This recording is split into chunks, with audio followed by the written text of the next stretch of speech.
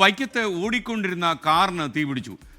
ഞാൻ നേരത്തെ പറഞ്ഞ വാർത്തയാണ്. ചെമ്പിലെ പെട്രോൾ പമ്പിന് സമീപത്ത് വെച്ചാണ് വൈക്കം സ്വദേശികളായ ദമ്പതികൾ സഞ്ചരിച്ചിരുന്ന കാറിന് തീപിടിച്ച അതിൻ്റെ ദൃശ്യമാണ് പ്രേക്ഷകർ ഇപ്പോൾ കാണുന്നത്. ടോബി ജോൺസൺ കോട്ടയത്ത് നിന്ന് ചേരുന്നു. ടോബി, എന്താണ് ശരിക്കും സംഭവിച്ചത്? Car complete കത്തിപ്പോയല്ലോ.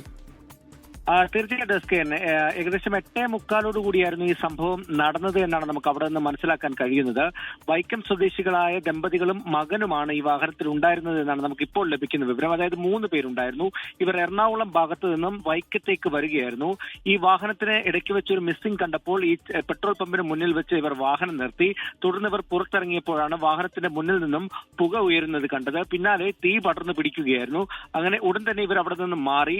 തുടർന്ന് ഈ വാഹനത്തിന്റെ മുൻവശം മുഴുവൻ തീ പടർന്നു പിടിക്കുന്ന ഒരു അവസ്ഥയിലേക്ക് പോവുകയായിരുന്നു. ഉടൻ തന്നെ നാട്ടുകാർ ഫയർഫോഴ്സിനെ വിളിച്ചു. വൈക്കം ഫയർഫോഴ്സ് അവിടെ എത്തി തീ അണയ്ക്കുന്ന ജോലികൾ നടത്തിക്കൊണ്ടിരിക്കുകയാണ്. എന്തായാലും മുൻവശം മുഴുവൻ കത്തിപ്പോയിട്ടുണ്ട്. ഈ വാഹനത്തിൽ CNG ഘടിപ്പിച്ചിരുന്നു എന്നും അറിയാൻ സാധിക്കുന്നു. ഉണ്ടായുടെ ആക്സിഡന്റ് എന്ന് പറയുന്ന വാഹനമാണിത്. ഈ കൃത്യസമയത്ത് ഇവർ പുറത്തിറങ്ങിയതുകൊണ്ട് ഇവർക്ക് മറ്റ് പരിക്കുകളൊന്നും തന്നെ സംഭവിച്ചില്ല.